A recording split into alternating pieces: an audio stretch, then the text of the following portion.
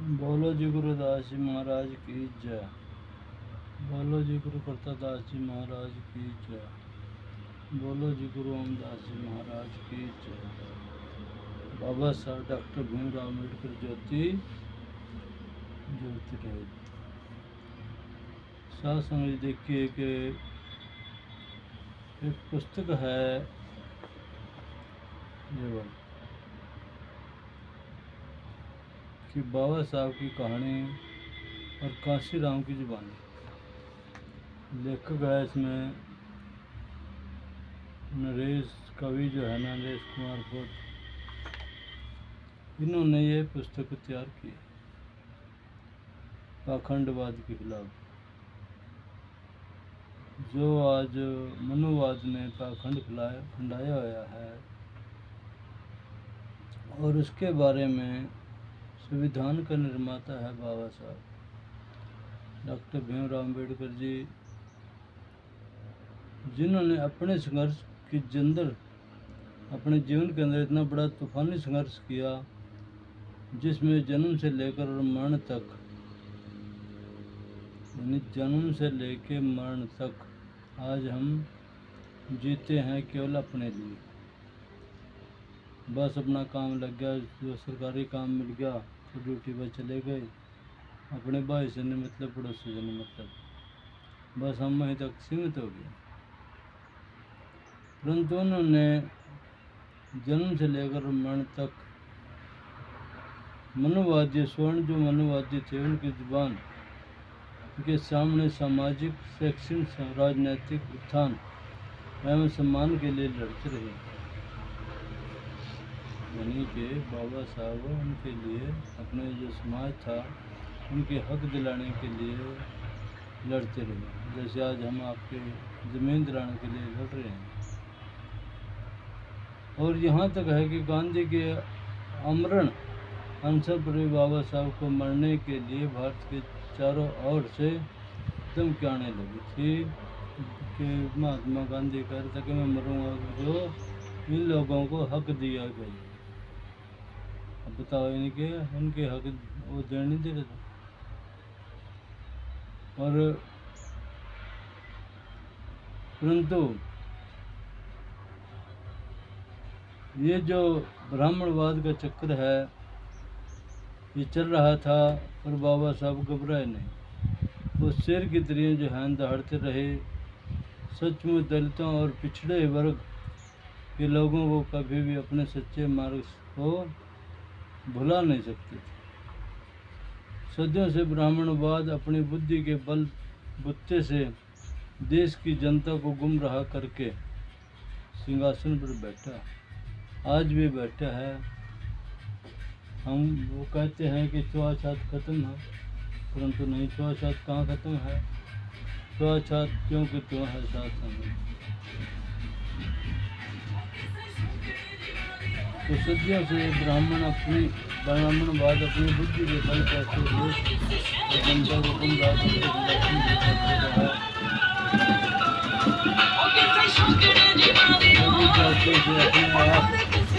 ऊंचा माना, क्योंकि उन्होंने सभी जाति प्रथा के अंदर अपने आप को बहुत ही ऊंचा मान रखा आज भी।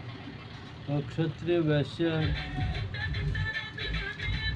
को साथ लिया और शुद्ध समाज से नफरत और घृणा, शिक्षा से वंचित करना आदि तमाम षड्यंत्र रचकर उसे अछूत बना डाला। नीच समाज को, छोटे समाज को, छोटी बरादरी है उसको अछूत बना डाला। और ब्राह्मणवाद नहीं चाहता था कि हिंदू कोड बिल पारित हो, लेकिन बाबा साहब कानून मंत्री पद प्राप्त करके क्रांतिकारी कानून लागू किया। आपके हकों के लिए बाबा साहब ने क्रांतिकारी के आप अपने जागो हक लो। अपने गले में वस्त्रों की माला डालकर तमाम ऐसे कार्य किए जिससे आज पूरे देश का दलित शोषित समाज लाभ वंचित है। उनके लाभ तो मिल रहे परंतु वंचित भी रह गए हैं, क्योंकि डर पैदा कर रखा है। सच्चाई तो यह है कि स्वर्ण वनवादी हमेशा एकता का ध्यान झुंझुना बजाते रहे और आज भी वह एकता के सूत्र में बंधे हुए हैं। हिंदू मंदिरों और सार्वजनिक स्थानों में आज भी एक होने के मशवरे दिए जाते हैं कि हम मंदिरों में एक हैं, परंतु जब मंदिर में जो है भंडारा किया जाता है तो उनका जो मंदिर है उसमें हम जाते हैं, सभी छोटे बड़े जाते हैं, स्त्री पुरुष जाते हैं और भोजन करते हैं। परंतु जब गुरुदास या बाबा साहब डॉक्टर अम्बेडकर की जयंती के उपलक्ष्य में कोई कार्य किया जाता है तो उनके कुछ ही लोग जो हमारे में घूमते फिरते हैं वही आते हैं, उनके कोई लेडीज नहीं आते हैं, कोई इन्हें वास्ता नहीं है। तो ऐसा क्या छुआछात नहीं आई? आज भी छुआछातियों को तो है। के साथ में हम शादी ब्याह करते हैं और हमारी जो लेडीज हैं उनके दिलों के अंदर ये है कि वे सभी स्थानों पर जाएं। अरे उनकी लेडीज के दिल में क्यों नहीं है कि गुरुदास के मंदिर में जाएं? वो नहीं आते हैं। आप सारे मंदिरों पे घूमते हैं और ढोल बजा के घूमते हैं, बैंड बाजे बजा करके घूमते हैं, परंतु वो लोग ऐसा नहीं करते हैं। क्या ये छुआछात नहीं है? इससे ज़्यादा क्या छुआछात होगी? तो इसलिए साध संगत जी सामाजिक क्षेत्र में सुधारवादियों ने हमारे समाज को सुधारने की कोशिश की तो बिखराव और अलगावाद नजर आया, यानी कि हम जैसे कि इकट्ठा करने की कोशिश कर रहे हैं हमारे में, हम फिर भी बिखरे पड़े। अलगावाद जब तेरे सबूत चले गए, तेरे कागज चले गए, क्यों नहीं उठ रहा तुम? कारण भय है, डर है बिठाया आया। वो डर जब तक तेरा नहीं निकलेगा तब तक तुम कामयाब नहीं होगा। तो इसलिए दलित शोषित समाज परेशानियां से जूझ रहा है। आज कुछ गिने चुने लोगों ने डॉक्टर अम्बेडकर का अनुसरण करते हुए एक मंत्र गांठ में बांध लिया कि अब हमें स्वर्णों से निजात पाना है। इनके जो ये लोग हैं, क्योंकि कुछ हमारी कमेटियां बन गई, कमेटियां बनने से और वहाँ पर बातचीत भी होती है, बैठ कर के बात भी करते हैं, परंतु वो पुरानी परंपरा के अनुसार पुराने बुजुर्ग, चाहे वो स्त्री है या पुरुष है, उनके दिमाग में फिर भी वही कीड़ा बिठाया है। आज भी मनोवादी मुसलमानों की आलोचना इसलिए करते हैं कि उन्होंने अपने धर्म को तलवार के बलबूते पर फैलाया, लेकिन हमारे मार्गदर्शक बाबा साहब को अग्रणी करने का पूरा श्रेय योगेंद्र नाथ मंडल को है।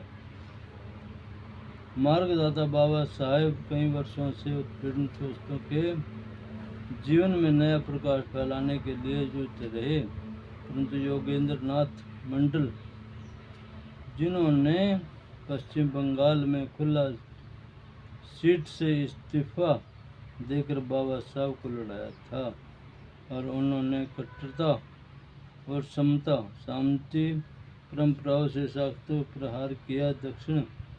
दक्षिणा पाने वाले ही समाज में अज्ञानता, कुरीति, अंधविश्वास और पाखंड फैलाते हैं। इनके जो दक्षिणा पा रहे हैं, भीख मांग रहे हैं, और वही लोग, क्योंकि वो गलियों गलियों में घूमते हैं, हम लोग अपने हाथ दिखाते हैं। जब हाथ दिखाते हैं तो हम उनको तभी कुछ देंगे जब वो हमारे मन में वहम डालेंगे। जब वहम नहीं डालेंगे तो हम क्या देंगे उनको? और इतना वहम डाल दें कि वो हमारे घर तक भी बेचने के लिए हम मजबूर हो जाते हैं। तो ये काम किसने किया? हमने खुद। इसके जिम्मेवार हम हैं खुद, तो कोई बाहर से नहीं है। तो इसलिए यही जो लोग हैं अस्पृश्यता और ऊंच नीच की विशेष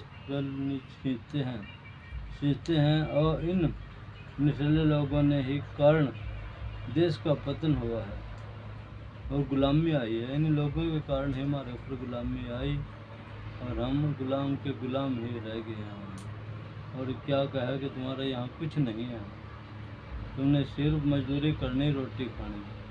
अगर जो हमारा भाई कोई पढ़ लिख करके तो नौकरी भी लग गया तो वो गाँव ही छोड़ करके चला गया, शहर में बस गया। वहाँ गुरुदास की तस्वीर भी रखने में उसके लिए बहुत बड़ी बात होगी। बाबा साहब की तस्वीर वो भी नहीं लगाते हैं ताकि उसको कोई नीच ना कह दे। तो इसलिए बाबा साहब ने जन्म से लेकर मरण तक रूढ़िवादियों, ब्राह्मणवाद, संकीर्णता और जाति व्यवस्था के विरुद्ध कार्य किए। दलितों, शोषितों के स्वर्णिम विकास के में अपना जीवन समर्पित किया। इसलिए बहुजन कल्याण के इतिहास के में बाबा साहब का नाम स्वर्ण अक्षरों में अंकित है जी। और यहाँ जो है मुट्ठी भर पांडे हैं और मनोवादियों ने बहुसंख्यक शूद्रों को, यानी कि हम 85% हैं, वो 15% हैं, तो 15% ने 85% के ऊपर अपना हक जमाए रखा, जोर जमाए रखा। और वो ऐसे पाखंड खंडेरे यहाँ लोग जो कि ब्राह्मणवादी लोग, तो इनसे बचना होगा हमने। और शूद्रों को सामाजिक संघर्षों में पराजित करके उन्होंने असुर और दास बनाया, यानी कि हमारे को असुर और दास तो बना दिया, परंतु बाद में धर्म ग्रंथों में लिख दिया कि उनके कोई अधिकार नहीं है। आपके दिमाग में बिठाया कि आपका कोई अधिकार यहाँ नहीं है। नहीं साध संगत जी, आपके अधिकार हैं। जब भूमि की चकबंदी हुई थी उस समय पर आपके अधिकार काटे गए थे। आप उस वीडियो को उठाइए 1962 वाले को, जब ये भूमि की चकबंदी की गई थी उस समय का उठाओ कागज। परंतु जब आज का कागज नहीं आपको मिलता है तो उस समय का कागज आपको कहाँ मिलेगा, कौन देगा? बहुत मुश्किल है। तो जय गुरु राष्ट्रीय मिशन संस्था की ओर से आपके दास ने ये वीडियो उठा करके अभी हरियाणा में जो अनुसूचित जाति और अनुसूचित जनजाति की भूमि है जिसका नाम सरप्लस कस्टोडियन है, यानी सरप्लस प्रदेश सरकार, कस्टोडियन केंद्र सरकार से के नाम से जाना जाता है। उत्तर प्रदेश उत्तराखंड में इसका नाम है संकरमणि, असमी सीलिंग और बंजर के नाम से जाना जाता है। क्या इसमें यूपी के अंदर मंत्री नहीं है चुमारा में से? क्या इसके अंदर कोई ज्ञानी लोग नहीं हैं? अरे उनकी बात तो मानो ना, संत भी हैं, बहुत समझा रहे हैं। आप गीत सुने न रहे, गीत सुने चले गए। परंतु हम आपको कहते हैं कि कापी और पेन 10 रुपये की पॉकेट डायरी जेब बड़ी मिलेगी, उसको लेके 10 जेब में पहले और एक साथ में ले पेन। कहीं भी कोई बॉल आता है तो उस बॉल को तुरंत लिख लो, क्योंकि वो बॉल सिर्फ 1 सेकंड के लिए आएगा और उसके बाद वो वापस दोबारा कभी लौट कर नहीं आएगा जी। तो वे सिर्फ शूद्र हैं और सेवा के लिए ही पैदा हुए हैं, यानी कि जो हमारे अधिकार नहीं है तो तुम शूद्र हैं और तुम अधिकार पाने का कोई हक नहीं है, तुम सेवा करने के लिए पैदा हुए हैं। इस प्रकार मुट्ठी पर राजा और मुट्ठी पर रूढ़िवादी मिलकर समाज को अंकित करते हैं रहे और मुसलमानों ने इसी कमजोरी का लाभ उठाया और सैकड़ों वर्ष राज्य किया। इनके सैकड़ों साल राज भी करा मुसलमानों ने। औरंगजेब ने, शाह सिकंदर ने, बहुत से राजा आए। आप इतिहास पढ़ें, किताब पढ़ें और उनका पता नहीं लगा वो कहाँ ने गए। अंग्रेजों आए, अंग्रेजों ने किया राज, कलम सारी थी उनके हाथ में, परंतु जब हिंदुस्तानी जागे और उसके बाद उन लोगों का ये पता नहीं कि वो गए किस रास्ते से। जब ये लोग आदिवासी जाग जाएंगे, जो स्वर्ण लोग हैं, उनका भी पता नहीं लगेगा कि वो गए कहाँ नहीं। तो बाद में अंग्रेज़ों ने भी सह कि यहाँ अपने साम्राज्य स्थापित कर लिया और फिर दलितों की दास्तान नहीं मिटी। जो समाज गरीबी था, इनके अंग्रेज़ों ने भी राज कराया, वो गरीब के ही गरीब रह गए हैं। समाज से अछूता, क्योंकि हमें खुद अपने हक लेने होंगे, यानी तो दूसरा नहीं देगा हमारे को। आप कोई भीख नहीं मांग रहे हैं, आप अपने हक मांग रहे हैं। तो समाज से अछूता छूआछूत नहीं गई, जातियों के का कुछ चक्कर नहीं टूटा।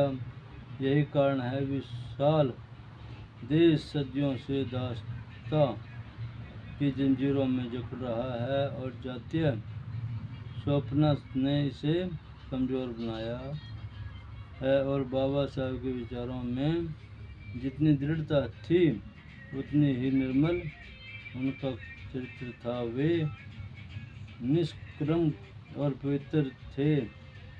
वे अपने लिए नहीं दूसरों के लिए जिए और आज उनके मान सम्मान में आपका दास धन्यवाद करता है, ताकि वो बाबा साहब के बाद कांशीराम जी ने भी अपना सारा जीवन इस समाज के लिए जगाने के लिए खो दिया, परंतु इस समाज का डर नहीं गया। इकट्ठे तो होने लगे, सत्संग में जाने लगे। अरे जब सत्संग में जा रहे, पूछा गया कहाँ गए थे वो सत्संग में, क्या सुना, यानी क्या सुना, बस वो बात कोई दिमाग में नहीं है। तो इसलिए साथ संग से बेनती है कि आप का जो दास है ये संदेश आपको बाबा साहब कांशीराम की कहानी, बाबा साहब डॉक्टर अम्बेडकर की कहानी, कांशीराम की जो बानी और लेखक है इसका नरेश कवि जो बुद्ध है, ये इन्होंने इस पुस्तक को लिखा है और आप तक आपका दास मेघदास इस दास्तान को पहुँचाया। धीरे धीरे ये पुस्तक की पूरी कहानी आप तक पहुँचाई जाएगी। इसके अंदर आगे बाबा साहब के बारे में बाबू जगजीवन राम जी ने क्या लिखा है, जिनका कि जन्म पंजाब में हुआ और पंजाब से दुनिया में को मैं समाज को जगाया, मेहनत करी। और आपके पास उस समय पर कोई सहारा भी नहीं था, और बिना सहारे के साइकिल के ऊपर आज तो मोटरसाइकिल कर रहे हैं। समाज के पास पैसा है, समाज के पास कोठी है, समाज के पास सब कुछ होते हुए भी आज समाज पीछे जा रहा है। क्यों? अज्ञानता है। अरे पढ़ाई का क्या करा उसका भाई, उस पढ़ाई को अपने समाज के लिए लगाओ, शिक्षित बनो, संगठित रहो, संघर्ष करो। ये बाबा साहब डॉक्टर अम्बेडकर के 3 मूल मंत्र हैं। शिक्षित बनो, संगठित रहो, संघर्ष करो। उधर गुरुदास जी महाराज का संदेश है, उनका सपना है कि ऐसा चाहूँ राज में जहाँ मिले सबन को वन, छोट बड़े सब संबस हैं, रविदास रहे प्रसन्न। गुरुदास जी तभी प्रसन्न रहेंगे जब सबको बराबरता और उनके हक मिले, उनको बराबरता का अधिकार मिले। तो इसलिए साध संग से बेनती है कि आपका दास आपके हक और आपके अधिकार दिलाने के लिए आगे आए हैं, और आइए जुड़िए हमारे साथ, अपने हक लीजिए। हक कोई भीख नहीं है कि अभी आप भीख मांग रहे हैं कोई देगा नहीं। जब आप सरकार से मांग करेंगे तो सरकार आपकी मांग को अवश्य सुनेगी, परंतु आपके हाथ में सबूत होना चाहिए।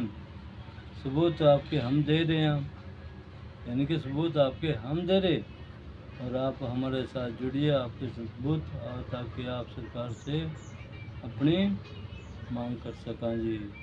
तो इन्हीं शब्दों के साथ हमारी आपसे जय गुरुदास जी की।